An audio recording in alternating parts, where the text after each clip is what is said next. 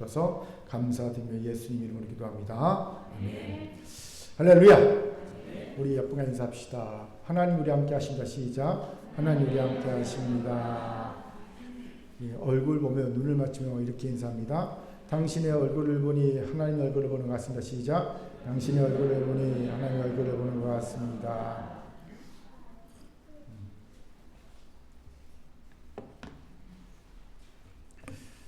반갑습니다. 다 저를 주목해 주시기 바랍니다. 기독교 2000년 역사 중에 우리 인간의 지혜와 지식으로 도저히 풀 수 없는 신학적 난제가 세 개가 있습니다. 첫 번째는 예수님의 성육식 사건입니다. 어떻게 하나님이 인간이 되실 수 있지? 이해가 될 수가 없죠. 이 우주 만물을 만드신 그 전지전능하신 하나님이 어떻게 인간으로 오실 수 있지? 영원하신 하나님이 어떻게 100년밖에 못 산 인간의 삶 속에 들어올 수 있지? 어떻게 영혼과 이 인간의 삶이 만날 수 있지? 이해가 안 되지. 두 번째는 동정녀 탄생 사건입니다. 어떻게 동정녀로 태어날 수 있지? 어떻게 성령으로 잉태될 수 있지? 도무지 이해가 되지 못하지요.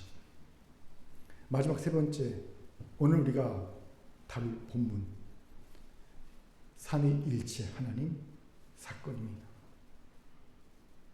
이건 인간의 지혜와 지식으로 도무지 이해할 수도 설명할 수 없죠. 혹시 여러분이 어느 교회 갔는데 이 세 가지 중에 한 가지라도 100% 완벽하게 설명해 줄 수 있다고 말한다면 이단과 사이비 쪽으로 의심하시면 딱 맞습니다. 아직까지 그 누구도 이 세 가지 난제를 100% 확실하게 설명하고 이해하지 못하고 있습니다.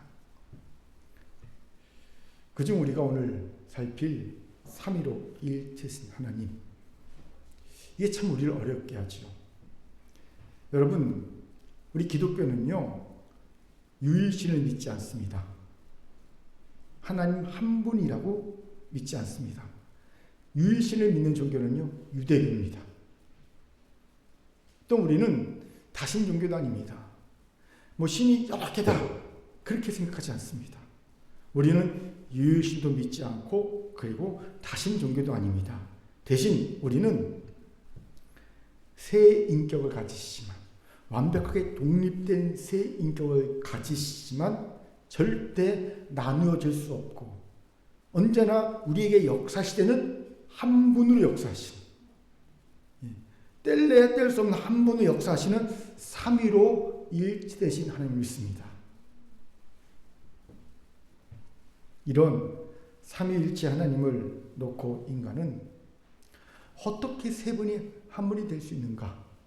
반대로 어떻게 한 분이 세 분이 될 수 있는가를 놓고 갑론을박해 왔지만 결코 답을 찾을 수가 없었습니다.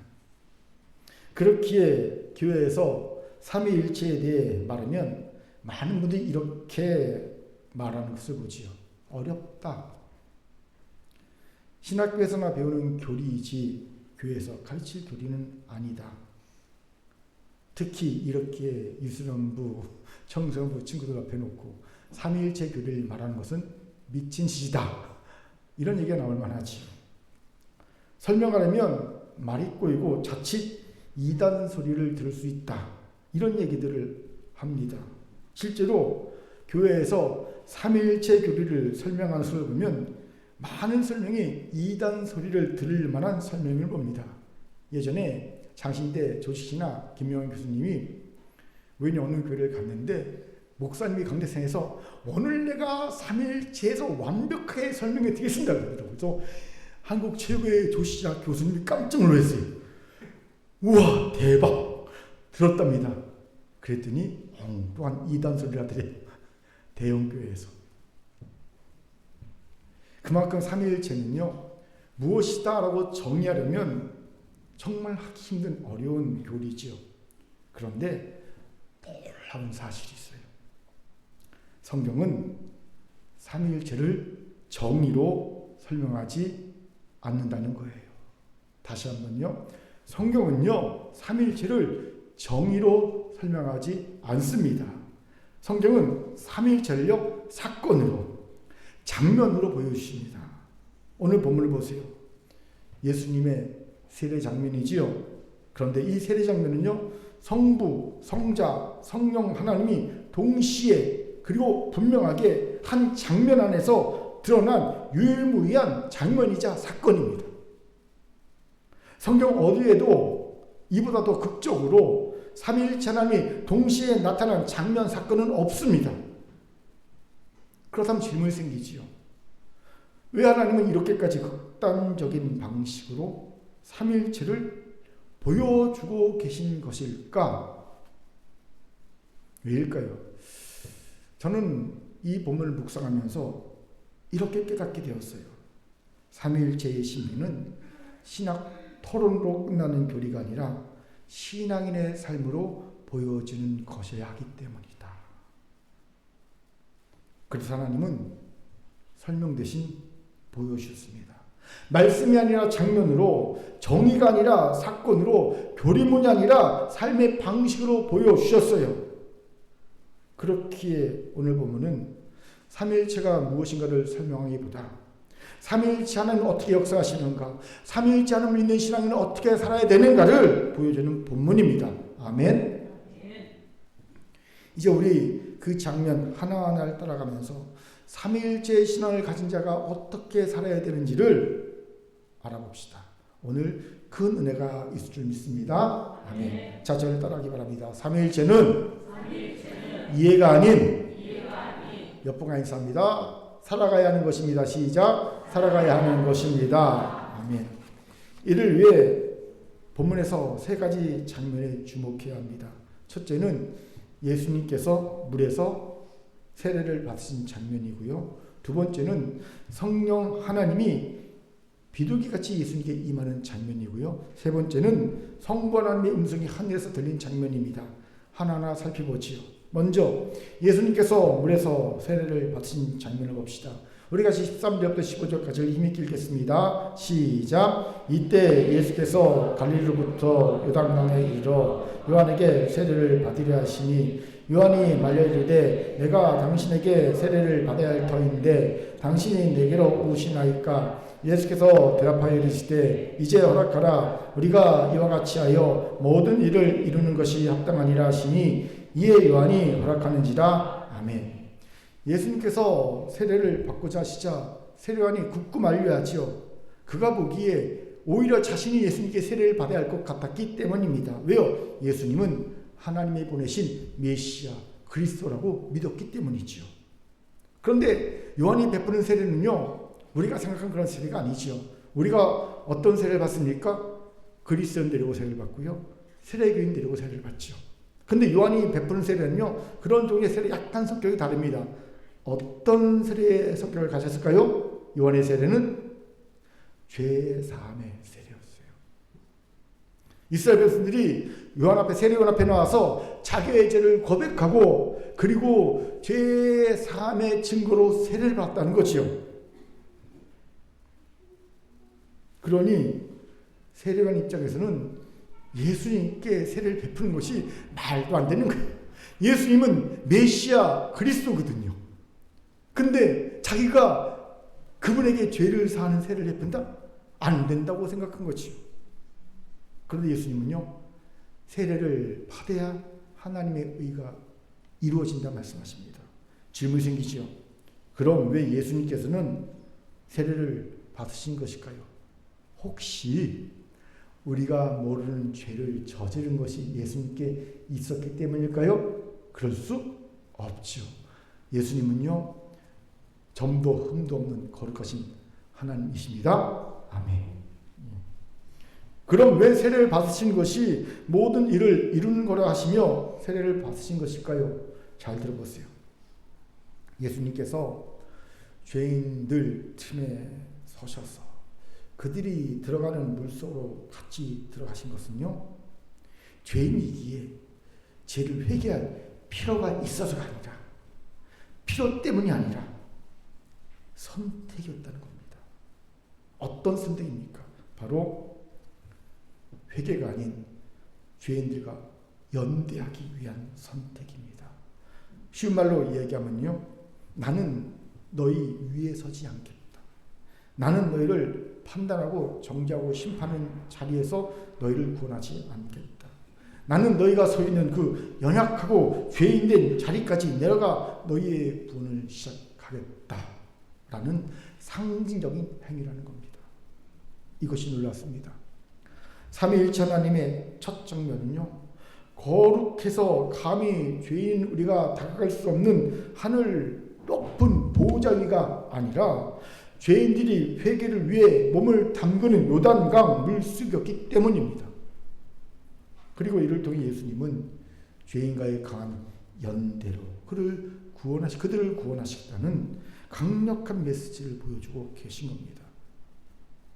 마치와 같습니다. 제가 아는 안수 집사님, 권사님이 운영하는 사업체가 있어요. 그런데 몇 년 전에 원인을 모르는 합선에 의해서 생산 라인 공장이 불이 났습니다. 이때 안수 집사님과 이 권사님은요, 사장실에 앉아서 지시하고 상황에 대해 보고만 받고 있지 않았어요. 작업복으로 갈아입고 제가 된 화재 현장에 나아가 직원들과 함께 땀을 흘리며 몇 주 동안 공장을 청소하고 생산 라인에 복구를 애를 썼습니다. 소위 몇 주 동안 개고생을 한 거예요. 그런 후에 사장 내외의 이야기를 들어보니 이런 얘기하더라고요. 이 고생 후에 공장에서 일하는 직원들과의 관계가 더 끈끈해지고, 많은 공장 직원들 중 70% 정도가 외국인이거든요. 방글라데시, 파키스탄. 그런데 그들과의 관계가 더 끈끈해지고, 생산라인 직원들이 더 큰 애사심과 자신들, 사장에 대한, 내외에 대한 더 큰 신뢰를 갖게 되었다라고 얘기한 걸 들었습니다. 왜일까요? 직원들이 느낀 거지요. 우리 사장 내에는 그저 관리하는 자들이 아니라, 우리를 통해 돈만 버는 자들이 아니라 우리와 함께 짐을 져주는 이들이구나. 바로 우리 예수님께서 이런 의미로 물로 내려가 세례를 받으신 겁니다. 우리 인생의 가장 더러운 그 자리까지 직접 내려오신 겁니다. 이것이 우리를 돌아보게 하죠. 우리는 삼위일체 하나님을 믿는다고 말하지만 종종 이렇게 신앙생활하지요. 말은 많은데 항상 그가 있는 자리는 위에 있는 자리, 말단에 섬기는 자리가 아니라 위에서 지시한 자리에 있고자 합니다. 판단은 빠른데 함께 울어주시지 않습니다. 무엇이 옳고 그런지 판단은 참 빠르지만 울어주진 않아요. 옳은 말은 참 잘합니다. 그런데 옆에 서주진 않는 거예요. 이런 신앙생활이 참 많지 않습니까?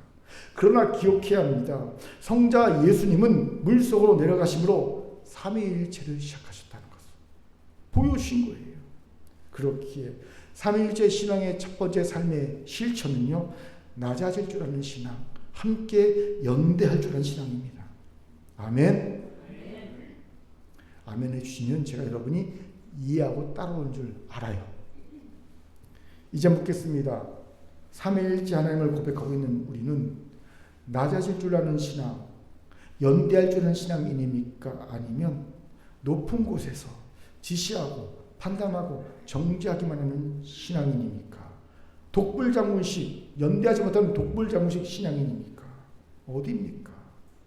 전자이길 바랍니다. 아멘. 자, 저를 따라합시다. 낮아질 줄 아는 신앙. 옆분과 인사합시다. 연대할 줄 아는 신앙을 가집시다. 시작. 연대할 줄 아는 신앙을 가집시다. 아멘. 두 번째로 볼 장면은 하늘이 열리고 성령 하나님이 비둘기같이 예수님 위에 임하는 장면입니다. 우리 본문 16절 읽겠습니다. 같이 읽죠. 시작.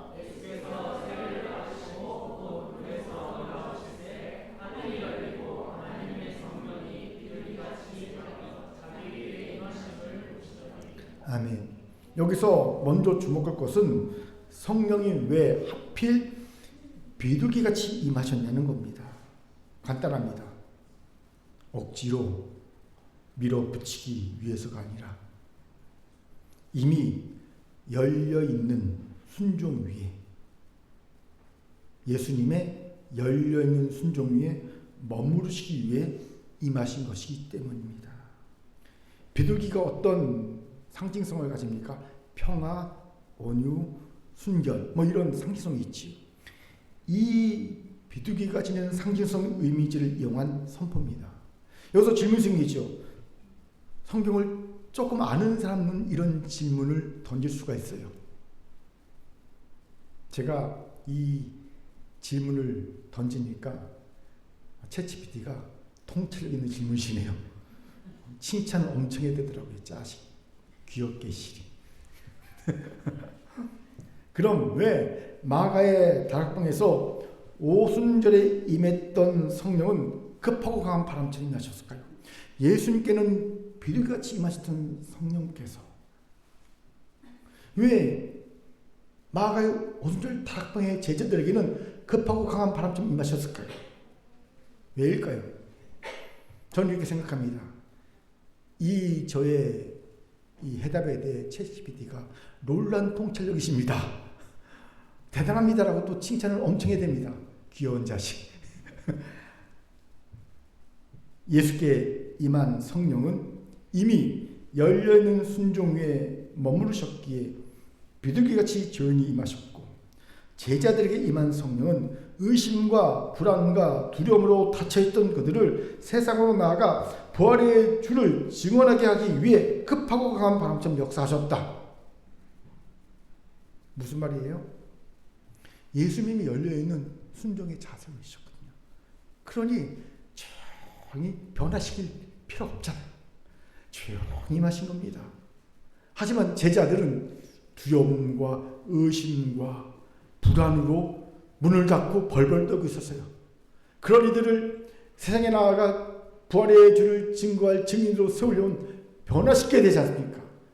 그렇게 급하고 강한 바람처럼 역사하셨다는 겁니다. 여기에서 우리는 삼위일체 신앙을 가진 자신에게 물어봐야 합니다. 지금 내게는 비둘기같이 임재하시는 성령으로 충분한가? 아니면 나는 급하고 강한 바람 같은 성령이 있어야 하는 상태인가?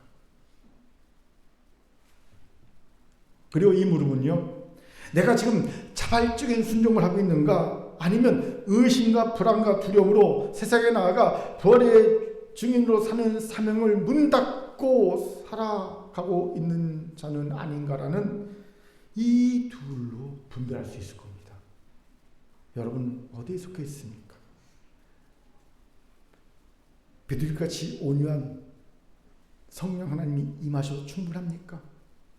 아니면 급하고 강한 바람 같은 성령이 역사하셔야만 되는 상태입니까? 바라기는 비둘기 같은 성령으로 충분한 우리가 되기를 주의 이름으로 축원합니다. 아멘. 두 번째로 주목할 부분은 하늘이 열리고 성령이 임하셨다는 겁니다. 여러분, 하늘이 열렸다 무슨 뜻일까요? 단순히 하늘이 찢어져서 그 사이로 성령이 비둘기같이 임하신 것을 묘사한 것일까요? 물론 그럴 수 있습니다. 하지만 이 표현은 다분히 상징적인 의미가 담긴 표현이라고 봐야 더 정확할 겁니다. 어떤 상징 의미를 담고 있습니까? 우리 친구들이 좀 어려울 것 같아서 간단히 설명할게요. 못 알아들어도 돼요. 첫째는 죄로 인해 단절되었던 하나님과 인간 사이에 이제 통로가 다시 연결되었다는 의미입니다. 구체적으로 구약 말라기 이후 약 400년 동안 하나님은요, 이스라엘 백성들에게 어떤 말씀도 해주지 않았습니다. 말씀이 400년간 단절되었어요. 하나님과 인간이 서로 대화하지 않고 산 거예요. 여러분이 부모님하고 한 달 동안 얘기하고 살아보세요. 살 수 있어요? 못 살 것 같지요? 근데 하나님과 이스라엘 백성과 400년 동안 말하고 살았습니다. 말하지 않고. 침묵의 시간이 있었어요. 그런데 이 침묵의 시간이 끝나고 하나님이신 예수님께서 다시 직접 역사 속에서 나타나서 말씀하기 시작하셨다는 신호가 바로 하늘이 열렸다라는 표현이라는 거예요. 두 번째, 종말론적 시대, 즉 하나님 나라가 시작됐다는 겁니다. 예수님이 이 땅에 인간으로 오신과 동시에 그 전에는요, 언제 하나님 나라가 오실지 기다리는 하나님 나라였어요. 언제 오실까? 언제 오실까? 그런데 예수님이 이 땅에 딱 오신과 동시에 이제는 임하신 하나님 나라, 예수와 함께 이 땅에 임하신 하나님 나라 시대가 도래했다는 겁니다. 그러니까 하늘이 열렸다는 것은요, 하나님 나라가 예수와 함께 왔다라는 의미인 거예요. 셋째는 예수님의 정체성에 대한 하나님의 공식 선언이라는 겁니다. 마태복음 3장에는 세 가지 사건이 동시에 일어나죠. 하늘이 열리고 성령이 비둘기같이 임하시고 하늘에서 음성이 들립니다. 이는 내 사랑하는 아들, 내 기뻐하는 자라. 음성이 들리죠. 이는 고대 세계에서 왕이나 선지자들이 공적인 위임을 할 때 나타나는 현상과 유사합니다. 즉 예수님은 단순히 개인적인 신앙 체험을 한 것이 아니라 하나님께서 공식적으로 세상 앞에 세우신 메시아로 선포되셨다. 하나님께서 공적인 자리를 딱 만들어 놓고, 자, 이 예수가 바로 내가 너희들의 메시아로 세운 나의 아들이다라고 선포하시는 공적 자리였다는 겁니다. 그 의미를 담아 하늘이 열렸다라고 말하고 있는 거예요. 마지막 네 번째로, 하늘이 열렸다는 것은 예수님의 성신 전적인 은혜의 사건이라는 겁니다. 잘 들어보세요. 인간이 하늘에 올라가서 하늘을 찢어갖고 성령 하나님, 아니 하늘을 찢어서 성령 하나님을 예수님께 임재하게 하신 것이 아닙니다. 반대로 하늘이 먼저 열려 인간에게 예수가 내려오게 하시고, 내려오게 하신 겁니다. 이건 전적인 은혜의 구조죠. 은혜는요, 인간 편에서는 아무것도 한 것 없이 거저받은 선물이기 때문입니다. 우리 인간이 하늘에 올라가서 하늘을 찢고 예수님을 끌어내린 게 아니잖아요. 할 수도 없지요. 먼저 하나님이 하늘을 찢고 예수를 인간으로 이 땅에 보내신 겁니다. 은혜의 구조라는 거예요. 그렇게 예수의 성육신이 온전히 은혜임을 나타내는 표현이 하늘이 열렸다는 표현입니다. 보세요.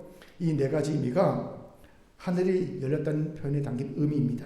그런데 중요한 질문을 잘해야 성경의 비밀을 켤 수 있어요. 언제 하늘이 열리고 성령 하나님이 임하셨나요? 언제입니까? 언제일까요? 성경 보세요. 언제 하늘을 열리고 성령 하나님이 임하셨습니까? 언제? 예수님께서 물속에 있을 때, 물 밖에 나왔을 때. 그렇지. 역시 똑똑하네. 여기 우리 청소년부 똑똑하네. 하늘은요, 예수님께서 세례를 받으신 분에서 올라오실 때 열리고 성령이 임했어요. 또다시 질문, 똑똑한 사람 또다시 질문 던질 수 있어요. 그럼 왜 하늘이 열리고 성령이 임하신 역사는 물 속에 있을 때가 아니라 물에서 나올 때 나타났을까? 혹시 세례를 통해 예수님의 죄가 다 씻겨져서 죄가 없는 몸이 됐으니까 이제 죄가 없이 짠 나오니까, 그래 네가 죄가 있을 때 내가 성령의 충만한 임재를 못 주지만 죄가 없어지 내가 성령의 충만한 임재 줄게. 그리고 성령의 임재를 주신 것일까? 그럴 수 없다. 왜요? 예수님은 원래부터 죄가 없으셨기 때문에. 그렇다면 분명합니다. 이 순서는 의도적인 거예요. 이 순서는 성도의 신앙 여정과 정확하게 맞물리는 순서입니다. 먼저 물속은요, 여러분 의미가 있어요. 물속은 순종의 자리이지 사역의 자리라는 의미는 아닙니다. 말할 수 없고 드러낼 수 없고 자기 의지를 내려놓은 은폐된 순종의 자리, 그렇기에 하나님만 아시는 자리가 물속 자리입니다. 구체적인 예로 묵상과 기도와 회개가 이런 물속 순종의 자리라고 보면 됩니다. 물론 이 자리에서 하나님은 일하십니다. 즉 묵상과 기도와 회개의 시간도 결코 헛되지는 않습니다. 그러나 하늘이 열려 하나님의 뜻이 공적으로 드러나는 역사는요, 언제나 보냄의 자리, 다시 나아가는 자리에 나타납니다. 기억하세요. 하늘은 머무는 자리에서도 임재하시지만 공적 열리는 순간으로 다시 나아갈 때다. 공적 열리는 순간이요, 다시 나아갈 때입니다. 성령은 머무는 자에게도 함께 하시되 사명의 자리로 나아가려는 자 위에 능력으로 드러나십니다. 그렇습니다. 하나님은 우리를 물속에 머물게 하시기 위해 부르신 것이 아닙니다. 다시 세상으로 보내시기 위해 부르셨습니다. 그러므로 가장 강력하게 하늘이 열리고 성령이 임하는 순간은 우리가 낮아지는 순간 자체가 아니라 낮아짐을 통과해서 다시 일어서는 순간, 나아가는 순간입니다. 회개로 끝나는 신앙이 아니라 회개를 통과해 가정과 직장과 사업장과 세상으로 파송되는 순간이라는 거예요. 그렇다면 이제 적용 질문. 그렇다면 오늘 하늘이 가장 분명히 열리고 성령이 자신을 가장 강력하게 드러내시는 순간은 언제일까요? 언제겠습니까? 우리가 앞에 찬양 막 부를 때 그때일까요? 아니 말씀 막 들을 때 이때일까요? 교회에서 막 봉사하고 섬기는 이때일까요? 아니면 모든 게 다 끝나고 성전문을 나가서 세상으로 여러분의 삶의 자리로 나가는 그 순간일까요? 언제겠습니까? 성전문을 나가서 여러분의 삶의 자리로 나가는 그 순간에 성령이 가장 강력하게 드러내시는 거예요. 지금도 성령 임재해 계십니다. 아멘. 하지만 성령이 가장 강력하게 자신의 존재를 드러내시는 순간은 바로 여러분이 모든 찬양과 기도와 말씀과 예배와 봉사 헌신 다 끝내고 여러분의 삶의 자리로 나아가는 그 순간, 성전으로 나가는 그 순간 성령 하나님이 가장 강하게 드러나십니다.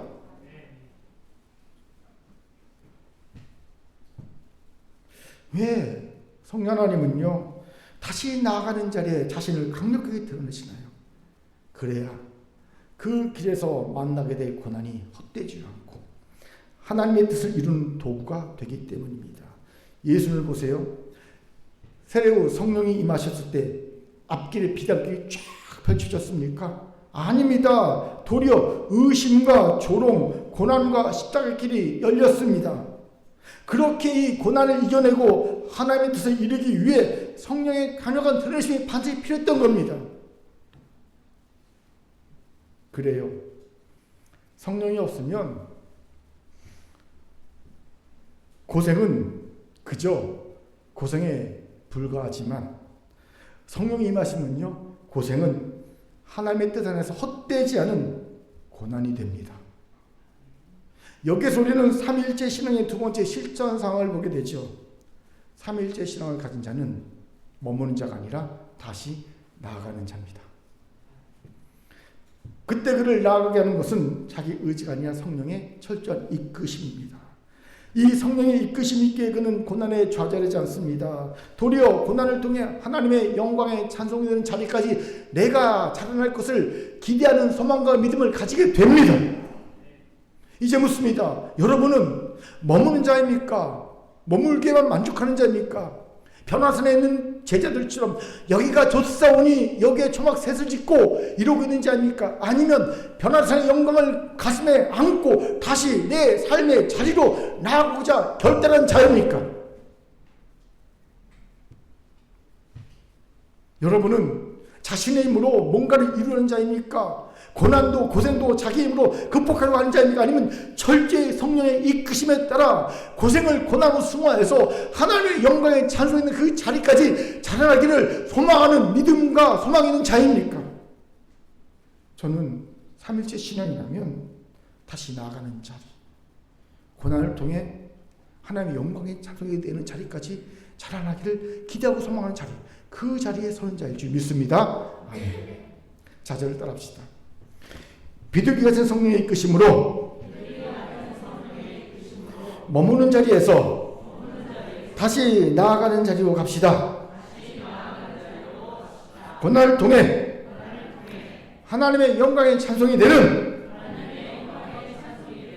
옆분을 웃으면서 보며 이렇게 합니다. 자리까지 자랑합시다. 시작. 자리까지 자랑합시다. 아멘. 세 번째로 보여주신 삼위일체에서 우리가 봐야 할 것은요, 하늘에서 성부 하나님의 음성이 들려온 장면입니다. 우리 같이 본문 17절 읽겠습니다. 같이 1절 시작. 하늘로부터 소리가 있어 이는 내 사랑하는 아들이요 내 기뻐하는 자라 하시니라. 하늘로부터 들린 성부의 이 음성은 명확하게 예수님이 누구신지 예수의 정체성에 대한 선포를 봅니다. 예수는 아버지 하나님의 뭐라고요? 독생자. 여러분, 이 독생자는요 외아들이라는 의미가 아닙니다. 한때 한국교회는요 독생자를 다 외아들로 오해했어요. 그래서 큰 은혜를 받았습니다.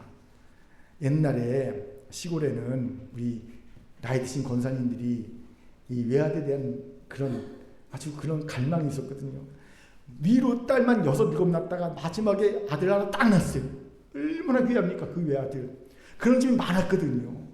아들 못 낳아 구박받다가 아들 하나 낳고 그 외아들 때문에 너무 기쁘고 좋고 행복하고, 그래도 대놓고 아들에 대한 편애가 심했던 적이 있었죠.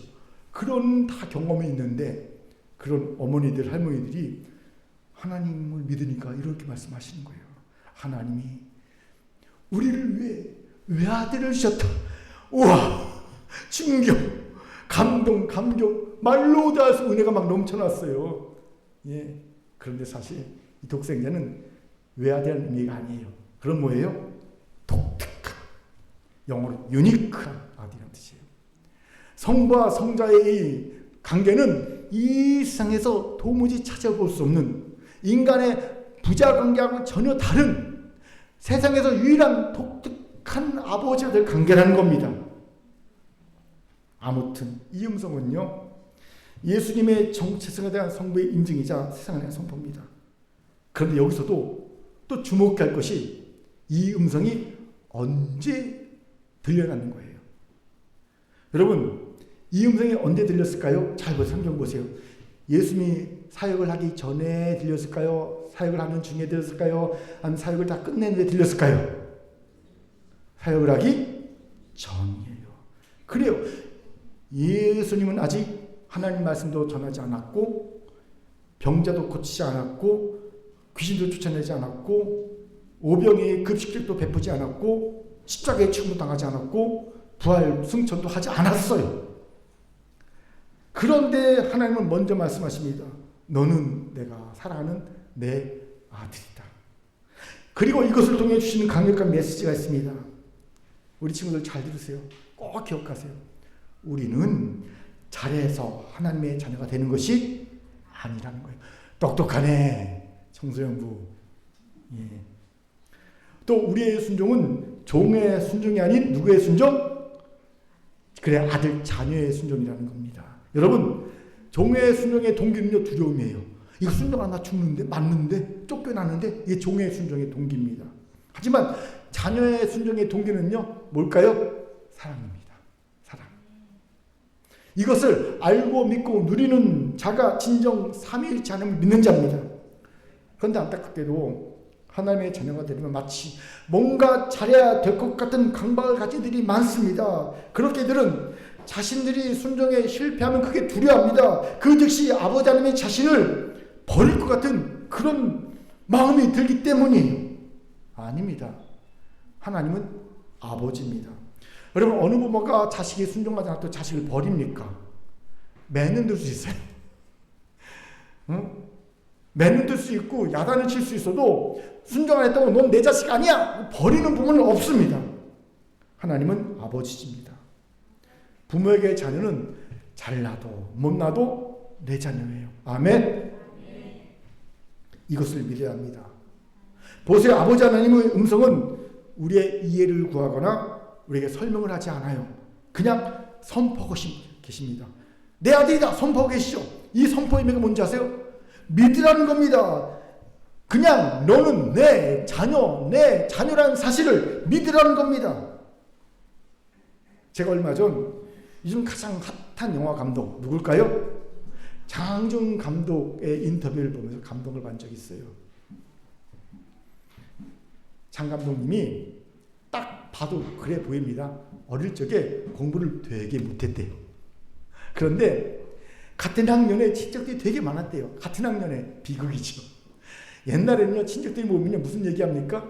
애들 성경 얘기합니다. 이거 절대 하면 안 되는데, 그때는 그런 게 없었어요. 그냥 모이면요, 누구는 공부 잘해? 학교에서 몇 등해? 뭐 이런 얘기를 주고 왔어요. 근데 놀랍게도 또래 친척들은 다 공부를 엄청 잘했대요. 유독 장항준가 너무 못한 거예요. 그러니 얼마나 창피합니까? 예, 부끄럽습니까? 또 그런 일이 하루 이루어졌어요. 그래서 장항준 감독이 자기 방에 들어가서 나는 왜 이렇게 공부를 못할까 자책하면서 울고 있는데 갑자기 자기 방문이 싹 열리더니 아버지가 들어왔어요. 그래서 울고 있는 아들을 향해 아버지가 이렇게 말합니다. 아버지도 공부를 못했어. 그런데 지금 사장이잖아. 아버지도 공부를 못했어.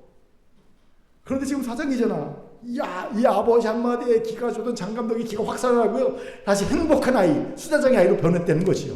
다시 회복됐다는 겁니다. 이게 바로 정상적인 부모입니다. 하물며 아버지 하나님이 우리가 못났다고 우리를 바로 내치신다 생각하는 것은요, 너무 아버지 하나님 오해한 겁니다. 그렇지 않아요. 예. 여기서 혹시 이런 나쁜 생각할 사람이 있을까봐 생각합니다. 아하, 그럼 목사님 마음대로 살아도 되나요? 마음대로 죄짓고 살아도 되나요? 그런 이가 있을까 싶어 말씀드립니다. 마음대로 죄를 짓고 살아도 여러분 자녀의 정체성은 없어지지 않습니다. 이건 분명합니다. 내가 마음대로 죄를 짓고 살아도 여러분은 하나님의 자녀입니다. 아멘.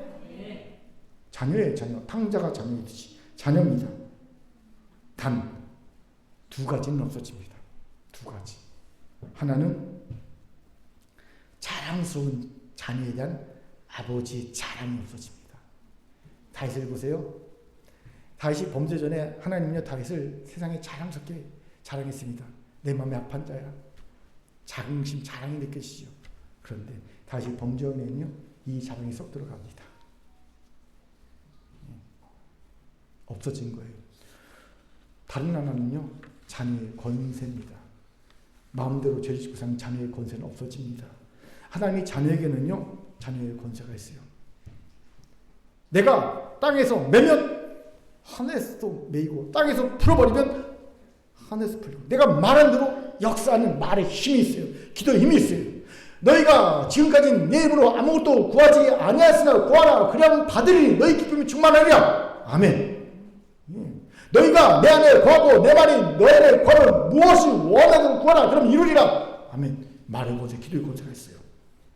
하나님을 닮아갈 수 있는 권세가 있고요. 하나님 나라를 성취해 나갈 수 있는 권세가 있습니다. 악한 것들을 무릎 꿇게 하는 권세가 있어요. 예수로 명하면 악한 권세들이 내 앞에 무릎 꿇습니다. 저는 진짜로 귀신 들린 자들이 제 앞에 와서 무릎 꿇는 걸 여러 번 경험한 적이 있어요. 딱 무릎 꿇어요. 꼼짝 못하고 땡거리고 공손합니다. 얼마 전까지 펄펄 날뛰던 막 그냥 그러던 귀신 들린 사람들이요. 딱 가면요 무릎 딱 꿇습니다. 예. 권세가 나타나거든요. 무당들도요 꼼짝 못하고 딱 무릎 꿇어요. 권세가 나타나거든요. 그런데 죄지고 마음대로 살면 이 권세가 없어져요.